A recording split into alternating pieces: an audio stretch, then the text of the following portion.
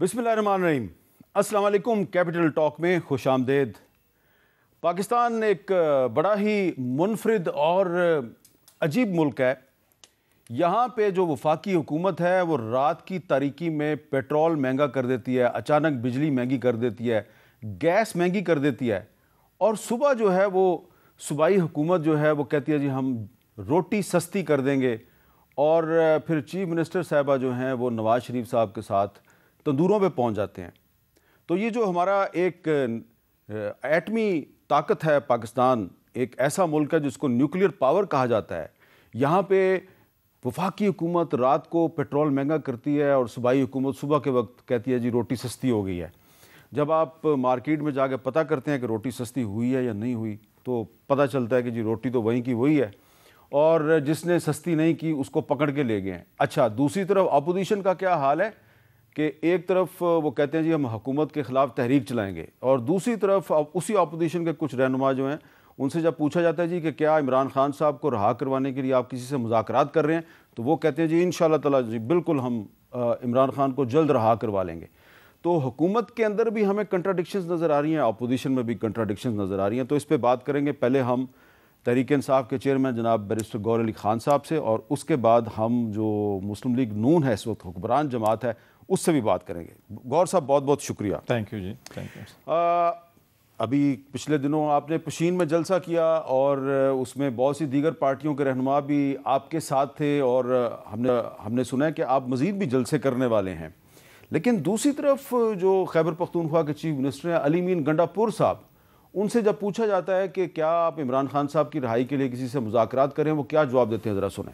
इस वक्त जो खान साहब की जो रिहाई की खबरें चलती है, इसमें ये बताया जा रहा है कि आपका मैन किरदार है और मीडिएशन के लिए आप कोर कमांडर से भी मिले। कोई मुज़ाकरात की या मीडिएशन की, तो मैं ये कहूँगा कि इमरान खान साहब ने खुद भी हमेशा कहा एक बात, बारहा कहा कि मैं बातचीत करने को तैयार हूँ पाकिस्तान के लिए। उन्होंने ये भी कहा कि अगर मेरी वजह से पाकिस्तान की तरक्की होती है मेरे हटने से, तो मैं हटने को भी तैयार हूँ। बाकी इमरान खान की जो रिहाई की बात है, हम उसके लिए पूरी कोशिश कर भी रहे हैं, हम करेंगे भी सही, हमारी टीमें लगी हुई हैं, सारे जैली केसेस हैं।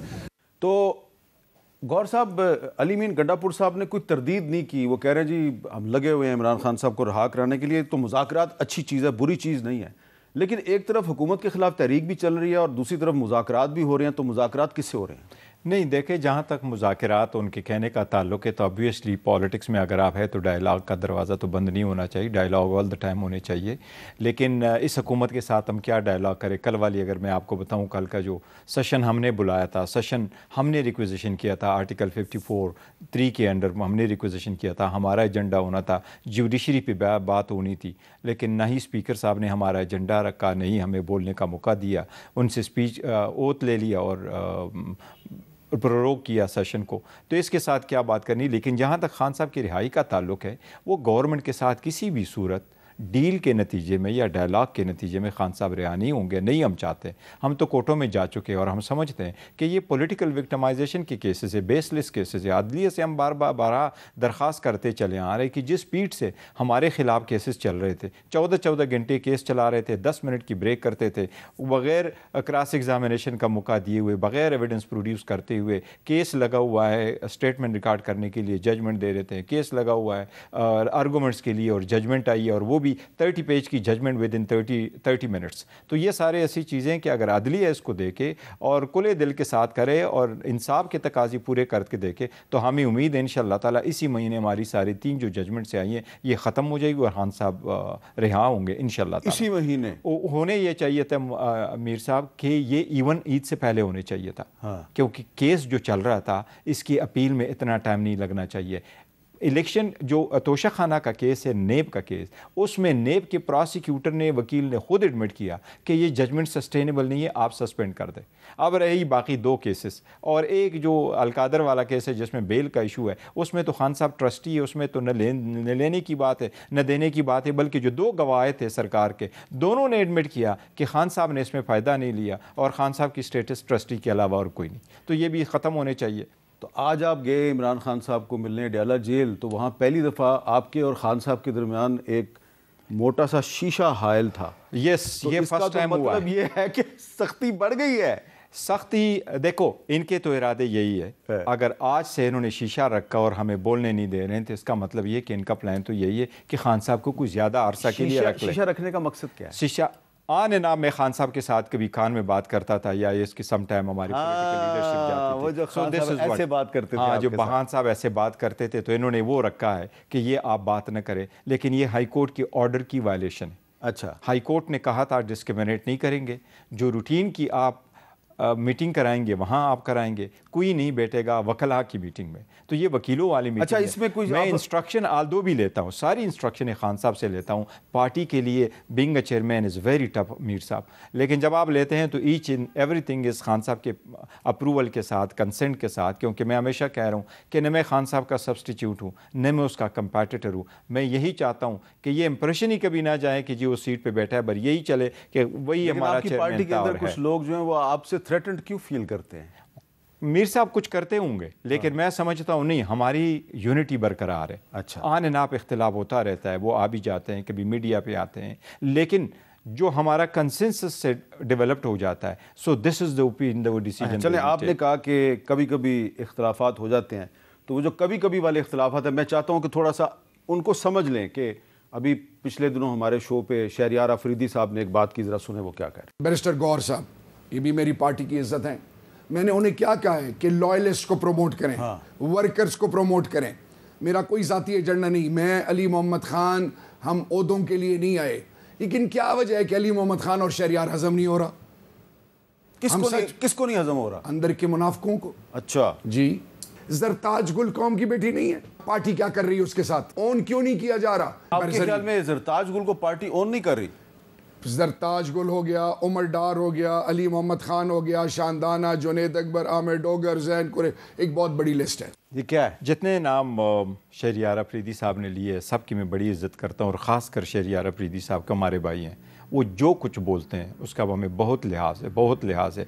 दवे जिस तरीके से वो पार्टी के साथ सख्त हालात में खड़े रहे हैं, जो लॉयल्टी शो की है उससे। अलबत्ता इससे मैं अक्सर उनसे इख्तिलाफ़ करता हूँ कि जी जो कुछ आपने कहना है आप पार्टी के प्लेटफॉर्म पे कहें, और जिस तरीके से वो इशारा दे रहे हैं तो हम पार्टी के वर्करों को प्रमोट करते हैं। वो समटाइम जब भी हमने पॉलिटिकल कमेटी बनाई थी, क्योंकि हमारी कोर कमेटी में ऑलमोस्ट 75 बंदे हो गए, लास्ट टाइम हमने उसमें कुछ एडिशन कर रहे थे, खान साहब ने मुझसे पूछा कि आपके साथ कोर कमेटी में कितने लोग हैं, तो मैंने कहा खान साहब इस वक्त मेरे पास 68 है, तो इसलिए कुछ थोड़े बंदे हमने ऐड कर दिए। तो इसकी वजह से तनाजुर में हमने पॉलिटिकल कमेटी बनाई, लेकिन पॉलिटिकल कमेटी का हर एक जो मेंबर है वो खान साहब ने नाम दिया और उसके हिसाब से हमने उसका नोटिफिकेशन करवाया, ये वाली बात है। लेकिन वी आर स्टिल कंसिडरिंग कि अगर उसमें हो हमने इन्हें नंबर बढ़ाने हैं तो इंशाअल्लाह ताला शहरियार अफरीदी साहब वुड भी देयर। और अगर वो किसी कमेटी में हिस्सा नहीं भी है, अगर किसी कमेटी में वो हिस्सा नहीं भी है, तो मैं नहीं समझता कोई ऐसा डिसीजन हम करते हैं जिसमें शहरियार अच्छा, तो शहरियार अफरीदी साहब अलीमीन गंडापुर साहब से भी नाराज़ नज़र आते हैं, इसकी क्या वजह है? नहीं, वो एक स्टेटमेंट उन्होंने दी है और वो नाराज़गी की नहीं है, जिन्होंने वो सेनेट वाले की तरफ शायद आप इशारा कर रहे हैं, उन्होंने उसका जिक्र किया था सबके बारे में, जिस पे मैंने उनको कहा था कि आप हमें बता देते। लेकिन समटाइम यही होता है कि सारे लीडर्स हमारे यही के समझते और कहते हैं, और बजाज कहते होंगे कि जी हमें आप जब डिसीजन लेते हैं तो उनमें शामिल करें, और हम उनको शामिल करते हैं। लेकिन बात समटाइम ऐसा हो जाता है कि अगर डिसीजन हो जाए और वो उस प्रोसेस में ना बैठे हों तो उनको फुल उसका पता नहीं होता, तो इसलिए समटाइम। अच्छा, आपने खुद कहा कि शहरियार अफरीदी साहब हैं और बहुत से लोग हैं मुश्किल वक्त में वो पार्टी के साथ खड़े रहे, लेकिन कुछ लोग जो थे वो मुश्किल वक्त में पार्टी उन्होंने छोड़ दी। अब वो लोग जो है शायद पार्टी में वापस आना चाहते हैं, उनकी गुफ्तगू से अंदाज़ा हो रहा है। मसलन फवाद चौधरी साहब हैं, अली जैदी साहब हैं, तो क्या इन लोगों के लिए वापसी के रास्ते खुले? देखिए, ये का फैसला सिर्फ और सिर्फ खान साहब करेंगे। जिन लोगों ने प्रेस कॉन्फ्रेंस की है, जो पार्टी से अलग हो गए, जो सख्त में पार्टी को छोड़ गए, जो पार्टी के पास नहीं आ गए, इवन वो लोग जिनको कुछ ख़ास बंदे थे साउथ पंजाब के, जिनको मैंने फ़ोन किया, मैंने उनको कहा हम चाहते हैं कि आप हमारे टिकट पे इलेक्शन लड़े, और बाज़ ने कहा कि जी हमें तो ख्याल यही था कि शायद आप टिकट ही नहीं दे रहे। तो कुछ ऐसे लोग थे। तो इनका सारा फ़ैसला खान साहब इंशाअल्लाह ताला जब आएंगे तो वो फ़ैसला करेंगे कि इनको वापस लेना है या नहीं, और अगर लेना है तो किस टर्म पे इनको वापस पार्टी में लेना है, क्योंकि हमें पार्टी का जो वर्कर है उसका बड़ा ख्याल रखना है।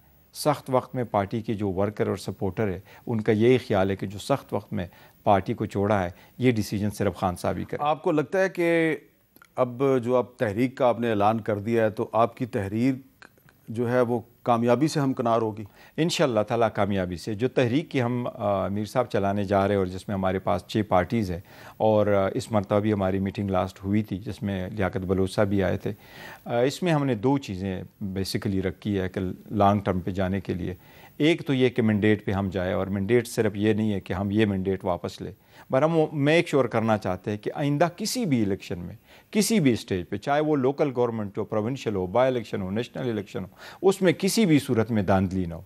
ये हर सूरत हमने इंश्योर करना है। और दूसरी बात है, जिस तरीके से अदलिया के लेटर आए, तो ये पूरे पाकिस्तान और मुल्क और कौम के लिए लम्हिया फ़क्रिया है कि जज साहिबान ख़ुद इंसाफ के तलबगार है, और वो कहते हैं हमारे साथ इंटरफेरेंस हो रही है और हमारे घरों में आया जाता है, हम पे प्रेशर डाला जाता है। तो हम कोशिश ये कर रहे हैं कि ऐसी सूरत हाल कभी ना हो, अदलिया पे ना कोई प्रेशर डाले और ना उनको कोई ज़ेर करे, ना उनमें कोई इंटरफेरेंस करे। स्पेशली जबकि जज साहिबान ने लेटर में ये भी लिखा है कि अभी भी इंटरफेरेंस हो रही है। So we want to make sure कि इंटरफेरेंस ना हो। अच्छा, आप ने जो अभी पशीन में जलसा किया, उसमें मौलाना फजलुर रहमान साहब के ख़िलाफ़ नारे लगे, और एक और भी जो सीनियर रहनुमा हैं महमूद खान अचकज़ई साहब, उनके ख़िलाफ़ भी कुछ लोगों ने नारे भी लगाए, आवाज़ें भी लगाई, लेकिन वो मीडिया पर इतनी नज़र नहीं आई। ये जो मामलात हैं, इनको कैसे कंट्रोल करेंगे आप? देखिए, अवाम में तो हमेशा जो आपके वर्कर सपोर्टर होते हैं वो एक नज़रिए के मुताबिक चल रहे होते हैं। सम टाइम उनके सख्त हालात भी होते हैं, और आवाज़ें, आपकी बात सही है, लगी थी, उनको रोका गया था।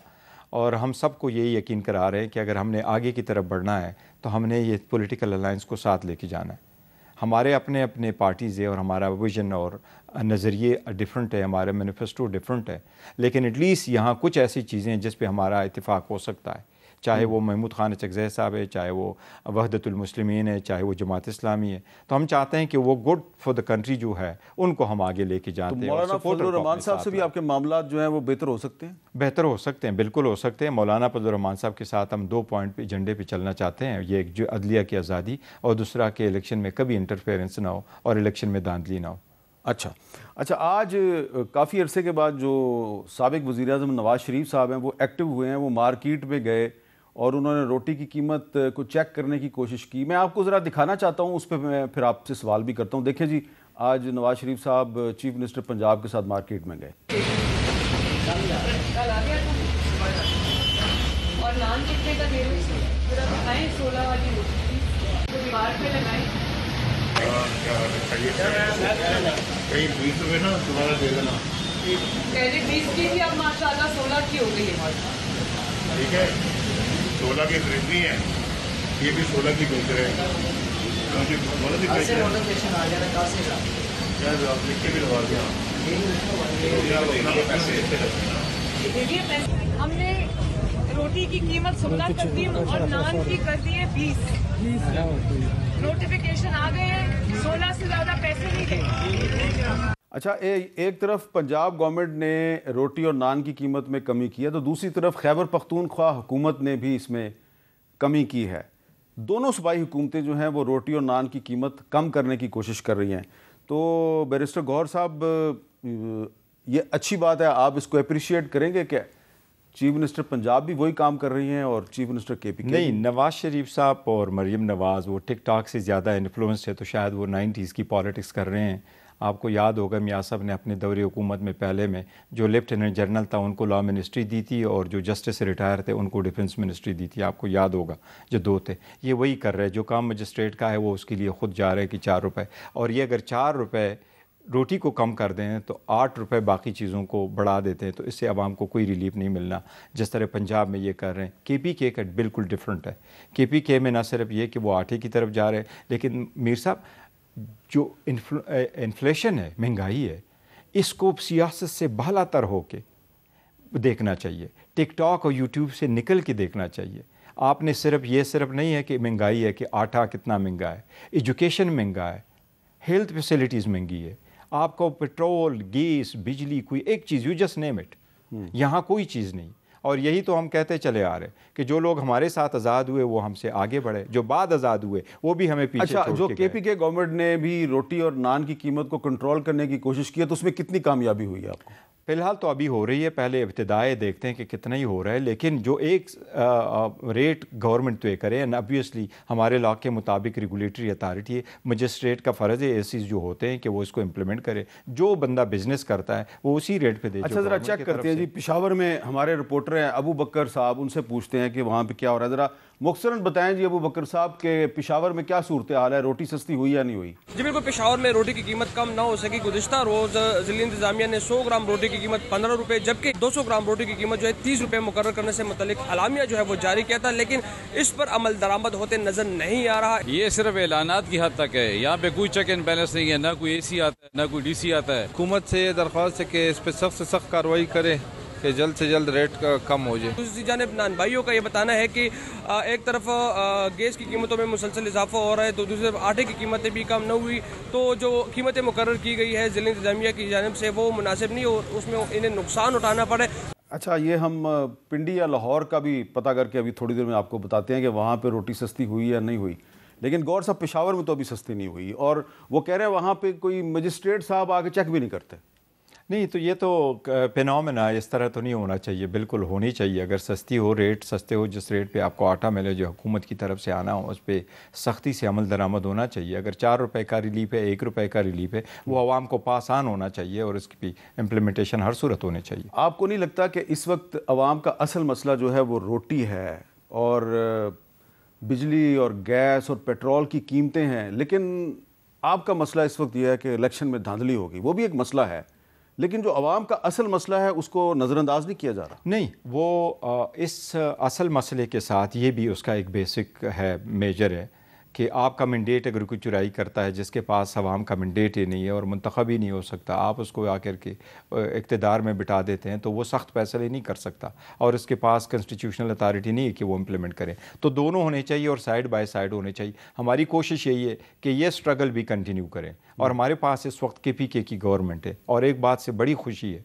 कि अली अमीन गंडापुर साहब जो हैं वो एक तो पॉलिटिक्स में बढ़ा रहा है, एक अवामी बंदा है, and he is from bottom of his heart, वो चाह रहा है कि मैं कुछ ऐसे प्रोजेक्ट इंप्लीमेंट करवाऊँ जो आम बंदे को रिलीफ जा सके। अच्छा, अब आखिर में आपसे मैंने एक बात पूछनी है, लेकिन उससे पहले मैं बताऊं कि जी आज army chief general Asim Munir साहब की सदारत कोर कमांडर्स कॉन्फ्रेंस हुई रावलपिंडी में, तो उसमें बहुत से मामलात पे बातचीत हुई है। उसमें यह है कि मकबूजा जम्मू कश्मीर में जारी भारतीय जारहियत जो है उस पर शदीद तशवीश है, और ये कहा गया पाकिस्तान अपने कश्मीरी बहन भाइयों की सियासी सफारती अखलाकी हमायत जारी रखेगा, और ख़ास तौर पर फ़लस्तीनी अवाम के साथ यकजहती का इजहार किया गया।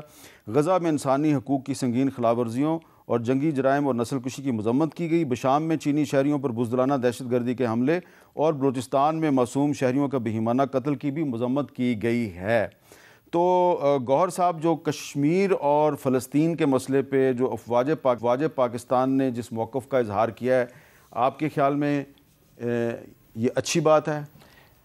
मीर साहब, होने तो चाहिए इसी तरह, लेकिन गवर्नमेंट से एक ज़रूर मैं कहूँगा कि इनकी फ़ॉरेन पॉलिसी बड़ी फेल है। कल भी हमारी सेशन आया था और इतनी बड़ी बात हुई थी ईरान उसका और इज़राइल का, जो एक फ़र्स्ट टाइम हुआ after a long time. Last time Aldous Israel ने ये ज़रूर किया था, ईरान ने ये ज़रूर किया था कि इवन अमेरिकन बेसिस पे भी अटैक कर दिया, जो सुलेमानी की डेथ हो गई थी। उसके बाद ये सेकंड टाइम है कि ईरान ने किया, लेकिन कल despite being present in the parliament, even foreign minister ने एक स्टेटमेंट तक नहीं दी, नहीं उसने किसी को इत्मीनान में लिया, नहीं उन्होंने फ्लोर ऑफ द पार्लियामेंट किसी को कहा है कि हमारी फॉरेन पॉलिसी है। जो फ़ौज का जो स्टेटमेंट है ये ज़्यादा इम्पोर्टेंट नहीं हो गया कि जो फ़ॉरेन ऑफिस ने जो रिएक्शन जारी किया ईरान के इसराइल पे हमले, उस स्टेटमेंट में इसराइल का नाम तक नहीं है, उसमें ज़िक्र तक नहीं है, लेकिन इन्होंने बड़ी कैटेगोरिकली जो है वो फ़लस्तीनियों के साथ यकजहती का इजहार किया है। तो ये इम्पोर्टेंट यकजहती के साथ हम सारे इजहार करते हैं और मैं तो अप्रिशिएट करता हूँ अगर उसमें इजहार है और बिल्कुल है,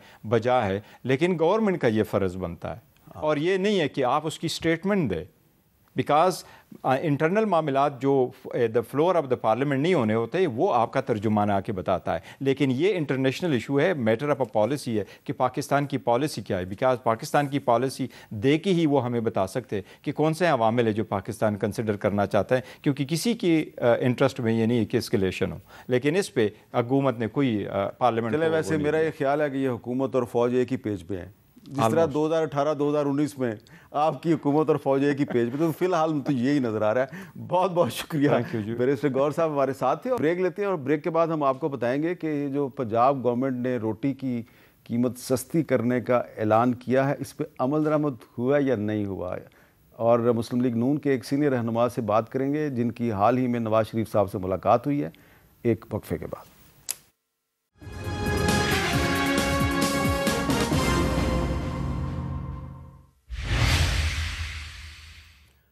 कैपिटल टॉक में दोबारा खुश आमदेद। और अब हमारे साथ मौजूद हैं जी मुस्लिम लीग नून के सीनियर रहनुमा मियाँ जबेल लतीफ़ साहब।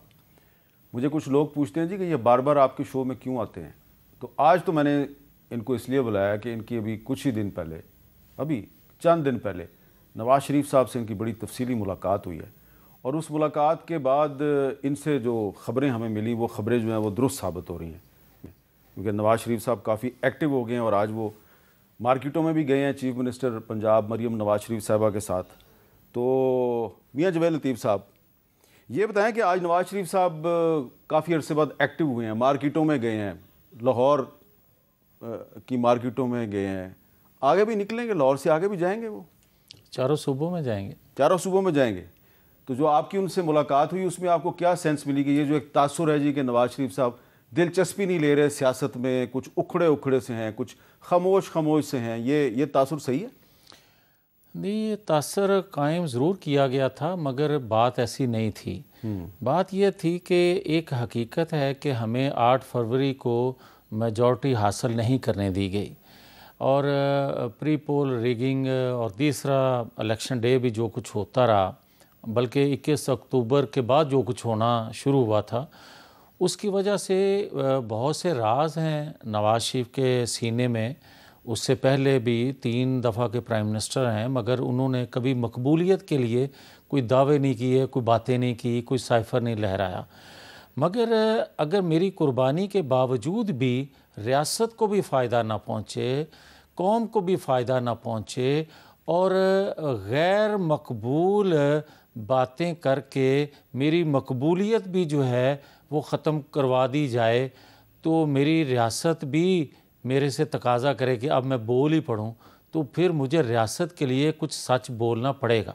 अच्छा, क्या ये दुरुस्त है कि नवाज शरीफ साहब चाहते हैं कि जी ये जो 6 हाई कोर्ट के जजेस ने जो ख़त लिखा है, इस पे जो सुप्रीम कोर्ट ने कार्रवाई शुरू किया, तो इसमें उनको फरीक बनाया जाए?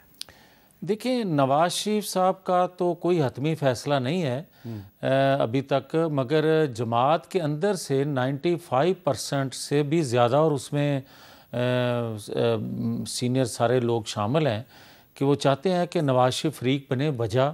वजह यह है कि आप ये देखें कि 6 जजेस का ख़त अपनी जगह, फैज़ाबाद धरने की जजमेंट अपनी जगह है, उस पर एक रेफरेंस फ़ाइल करवाया गया था और किया गया था। आप ये देखें कि 5 वो जजेस जिनका हम जिक्र किया करते थे और कहा जाता था हमें कि आप क्यों इनके नाम लेते हैं, तो फिर उनकी जो किए हुए फ़ैसले हैं, जो नुकसान हुआ उनके किए फ़ैसलों से पाकिस्तान को, पाकिस्तान के अदारों को, पाकिस्तानी कौम को, वो क्यों नहीं डिस्कस होने चाहिए, उनकी क्यों नहीं इन्वेस्टिगेशन होनी चाहिए कि किन के कहने पे वो फ़ैसले किए गए थे? नहीं, लेकिन मियाँ जबेल लतीफ़ साहब, ये जो फैज़ाबाद धरने पे जो इंक्वायरी कमीशन था, उसकी जो रिपोर्ट आई हुई है, अभी तक जो रिपोर्ट मीडिया में आई है, तो उसके मुताबिक तो जनरल फैज़ हमीद को क्लीन चिट मिल गई है। देखें, हालांकि ये बात मैं कहता कि जनाब मैंने फ़लाँ के कहने पे किया, तो मुझे तो अभी तक आपके प्रोग्राम में ना आता, मुझे गिरफ्तार कर लिया होता कि इकरार जुर्म कर लिया भाई। तो ये तो एक इकरार किया है उस शख्स ने कि मैंने किया है, ये तो मानता है ना, तो किया है फ़लाँ के कहने पे, तो उनको भी कटहरे में लाएं भाई। शायद हकान अब्बासी सबको लाएं, क्यों कोई कहे। लेकिन इसमें देखें, क्योंकि मेरे शो पे जो उस वक्त के वजीर दाखिला थे, लेकिन आपने भी 2 नाम छोड़ दिए हैं, ये ज्यादती ना करें। बताएं ना कौन? आप उन्होंने कहा नहीं कि उस वक्त के chief of army staff DG ISPR, अच्छा, उनके भी नाम लिए?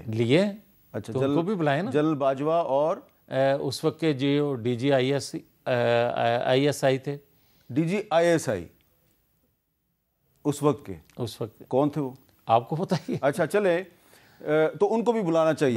लेकिन मैं आपको ना, आपके एक साथी हैं एहसन इकबाल साहब, जो वजीर दाखिला थे जी उस वक्त, एहसन इकबाल साहब ने क्या बताया जी इस मामले में, ज़रा सुने। जब फिर ये मुआहदा सारा हो रहा था तो मैं प्राइम मिनिस्टर से इन टच था, तो मैंने प्राइम मिनिस्टर से जब ये पूरी इबारत बताई तो शायद खाकान अब्बासी साहब ने भी कहा कि बेहतर नहीं लगता कि जनरल साहब इसे साइन करें।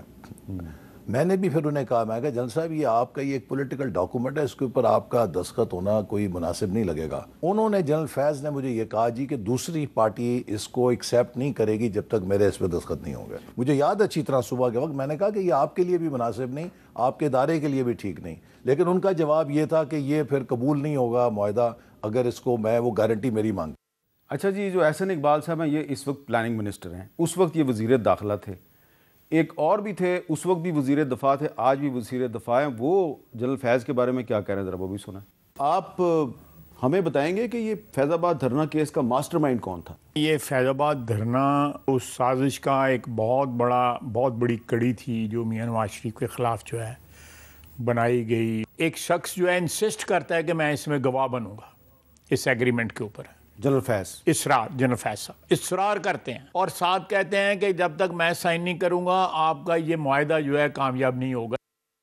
अच्छा, अब ये दोनों मिनिस्टर हैं इस वक्त, आपकी पार्टी की हुकूमत है, मियां नवाज शरीफ के छोटे भाई शहबाज शरीफ साहब प्राइम मिनिस्टर हैं, ये दोनों कह रहे हैं कि जनरल फैज़ ने इंसिस्ट किया कि मैं दस्तखत करूंगा तो मुआहदा कामयाब होगा।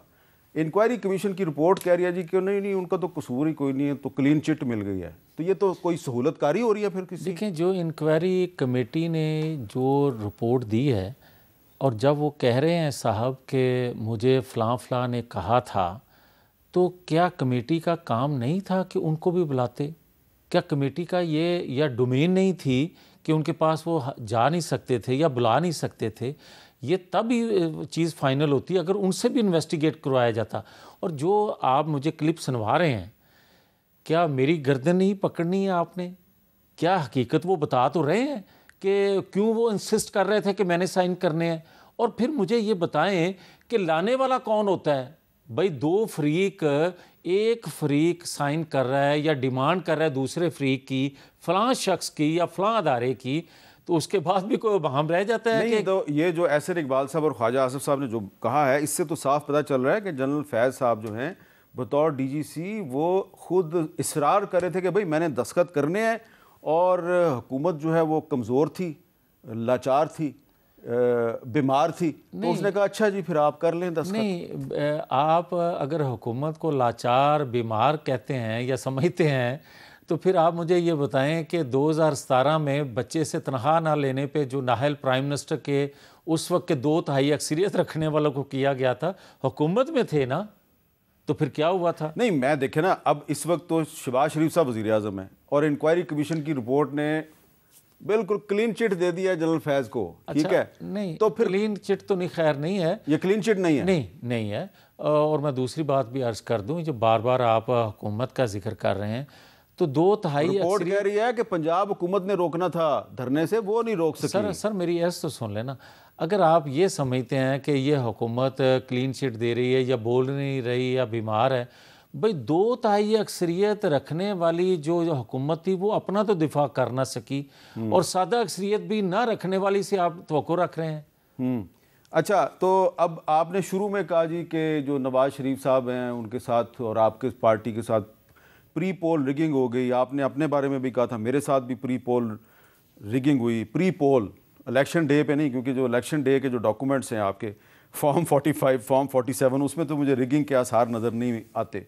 ये बताएं कि कोई आपने इन्वेस्टिगेट किया है कि आपके साथ कैसे धांधली हुई मुबैना तौर पे?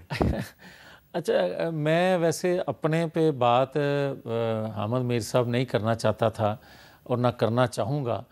उसकी वजह यह है कि बातें इससे आगे निकल गई हैं। रियासत को जो आज ख़तरात हैं, मैं बहुत छोटा मेरा एक केस रह जाता है, मगर मुझे उससे ज़्यादा तकलीफ़ ये है कि अगर रियासत के अंदर इंटरनेशनल स्मगलर, वो लैंड के हों, वो गोल्ड के हों, वो असले के हों, वो मंशियात के हों, अगर वो फॉरेन फंडिंग में मुलव्वस हों, ऐसे लोग आप देखें कि वो OC लाहौर मार रोड पे जिनका ऑफिस हो उनके साथ 5 सीटों की डील करें और भारी रकम दें उसके बदले।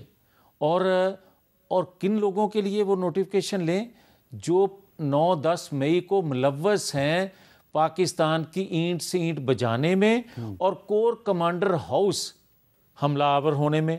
और ये उस वक्त के जो, या शायद आज भी हैं OC, उन्होंने मुझे खुद बताया इलेक्शन से पहले कि इनकी रिकॉर्डिंग मौजूद है मेरे पास कि ये लोग कोर कमांडर हाउस पर हमलावर हुए थे, जिनका वो नोटिफिकेशन करवाता है भारी पैसे। एक स्मगलर किसके जरिए? OC के जरिए। और मुझे जहाँ तक OC का मतलब बस उनका ऑफिस मार रोड पे है। अच्छा चले ठीक है। हाँ, और लेकिन रिटर्निंग अफसर भी इसमें इन्वॉल्व है। उस सरकारी मशीनरी सारी जो, क्योंकि वो ताकतवर था, उसने वो इस्तेमाल की। और बदकिस्मती ये देखें, मैं कभी जिक्र ना करता इस चीज़ का, मेरे से और मेरे दीगर जो कुलीग हैं जो मेरे नीचे सूबे का इलेक्शन लड़ रहे थे, उन लोगों से भी अदारे के लोगों ने राब्ता किया है, पूछगिछ की है, मेरे साथ भी किया है राब्ता। हमने सबूत दिए हैं, ऑडियो मौजूद हैं, वीडियो मौजूद है। यानी कि बाकायदा इस चीज़ की इन्वेस्टिगेशन हुई है, हो रही है और अभी भी हो रही है। और नहीं, मेरे इल्म में अब तो पता नहीं क्या हो रहा है या नहीं, लेकिन राब्ता किया गया, पूछगिछ हमसे की गई, बाकी लोगों से भी की गई। यही तो मैं देखना चाहता हूँ कि वो कहाँ बात ख़त्म हो गई है या इतना बड़ा। देखें, अगर वो आपसे पूछगिछ की गई कि इस इलेक्शन में किस तरीके से धांधली हुई है। जी बिल्कुल। रिजल्ट को मैनेज किया गया, किस तरह किया गया, और आप समझते हैं कि मैनेज किया गया? मैं तो ऑन ओथ कह रहा हूँ। तो इसका मतलब है कि जो तहरीक इंसाफ कह रही है वो सही कह रही है, क्योंकि आप भी वही कह रहे हैं। मैं देखें, मैं यही तो हामिद मीर साहब दुख है, हार जीत किसी जमात को निकाल दो, किसी को ले आओ, ये पाकिस्तान के अंदर होता है। मगर मैं फिल्मों में देखा करता था, वो भी इंडियन फिल्मों में, कि वो जो नेता किसी को बनाना है तो कानून शिकन या माफियाज जो हैं, स्मगलर जो हैं, वो इतना पैसा लगाते हैं कि वो अपनी पसंद का नेता बना लेते हैं। तो यहाँ तो अमलन पाकिस्तान के अंदर, वो भी शेखुपुरा में 5 सीटों पे उसने करके दिखा दिया। अच्छा जवेद लतीफ़ साहब, अगर मैं या कोई और जर्नलिस्ट ये बात करे कि जी इलेक्शन में धांधली हुई है, तो आपकी जो पार्टी की जो सोशल मीडिया फोर्स है वो कहती है जी ये लफाफे हैं, इन्होंने पैसे खाए हुए हैं। अब आप भी यही कह रहे हैं कि इलेक्शन में धांधली हुई है, कम से कम शेखुपुरा की 5 सीटों पे, तो आप पर भी यही इल्ज़ाम लगेगा कि आप भी लफाफे हैं? नहीं, देखें, इल्ज़ाम तो मैं किसी को मेरी शक्ल पसंद ना होती, मुझे हरवा दिया जाता, हटा दिया जाता, मुझे इससे कोई सरोकार नहीं था। वजह कि बदकिस्मती से होता आ रहा है, मेरे साथ भी हो गया तो कोई बात नहीं।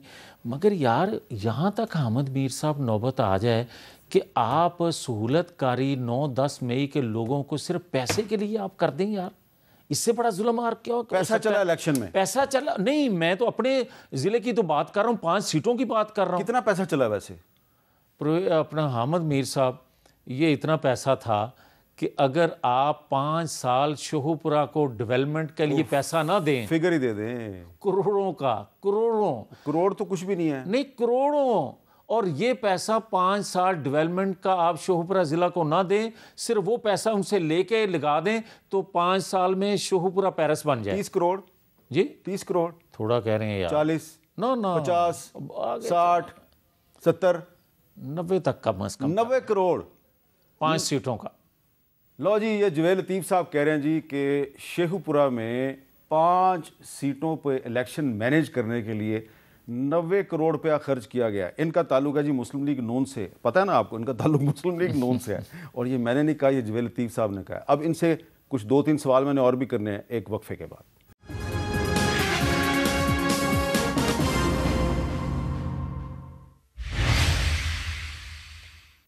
कैपिटल टॉक में खुशामदेद। हमारे साथ मौजूद हैं मुस्लिम लीग नून के सीनियर रहनुमा जनाब मियाँ जवेद लतीफ़ साहब।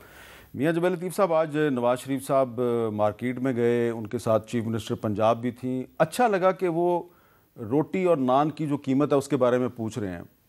कुछ लोग कहते हैं जी ये काम तो मजिस्ट्रेट का है, लेकिन अच्छी बात है कि चीफ मिनिस्टर के साथ एक साबिक वज़ीर-ए-आज़म भी जाके पता कर रहा है कम से कम लोगों के हालात क्या हैं, लेकिन आपको लगता है कि रोटी की कीमत कंट्रोल हो गई है? नहीं, कोशिश तो है कि उसको कंट्रोल रखा जाए, मगर हामिद मीर साहब, मईशत की हालत ये है कि आप हर रोज़ नए चैलेंज से गुज़रते हैं। आप ये देखें कि रोटी की कीमत कम करेंगे, बिजली की, पेट्रोल के रेट बढ़ रहे हैं। ये सवाल है ना मेरा आपसे कि रात को जो है वो आपकी फेडरल गवर्नमेंट पेट्रोल महंगा करती है और सुबह चीफ मिनिस्टर साहबा जो है वो मार्केट में जाके चेक कर रही हैं कि रोटी सस्ती हुई है या नहीं हुई, और मरकज़ में भी आपकी पार्टी की हुकूमत है, सूबे में भी आपकी पार्टी की हुकूमत है, तो ये कोई अवाम के साथ मजाक नहीं हो रहा? नहीं, मजाक तो खैर नहीं, एक ये आप कह सकते हैं कि कोशिश हो रही है कि जितना मुमकिन हो सके रिलीफ कौम को दिया जा सके, मगर यार बात सीधी सी है कि आप के पास सादा अक्सरियत भी ना हो, 2/3 तो बड़ी दूर की बात है, अगर 2/3 अक्सरियत रखने वाली ये हुकूमत बनने दी जाए। पंजाब में तो सादा अक्सरियत है ना? नहीं, तो पंजाब में आप देख भी रहे हैं, 1 महीना हुआ है तो आप रोटी की कीमतें कम कर रहे हैं, आप लोगों को सफाई सुथराई का आप देख रहे हैं, आप कोशिश कर रहे हैं कि बिजली चोरी को रोका जा सके ताकि लोगों को ज़रा ये देखते हैं जी कि यहाँ से सिर्फ 6-7 किलोमीटर दूर है जी रावलपिंडी। वहाँ पे जो चीफ मिनिस्टर पंजाब के अहकामात हैं उसके मुताबिक रोटी सस्ती हुई या नहीं हुई? राशिदा शुएब साहब वहाँ मौजूद हैं, बता रही हैं, देखें। पंजाब हुकूमत की जानिब से रोटी की कीमत में 4 रुपए कमी के ऐलान पर रावलपिंडी में अमल दरामद न हो सका। यहाँ रोटी बदस्तूर 20 और नान 25 रुपए में फरोख्त हो रहा है। ऑल पाकिस्तान नान बाई एसोसिएशन के सदर शफीक कुरैशी को एक वीडियो पैगाम में इश्तियाल फैलाने पर MPO 16 के तहत गिरफ्तार कर लिया गया। पकड़ धकड़ जारी है। शफीक कुरैशी साहब को जो गिरफ्तार किया गया उनको फिलफौर रिहा किया जाना चाहिए। हुकूमत इस मसले पे हमारे साथ बैठ जाए।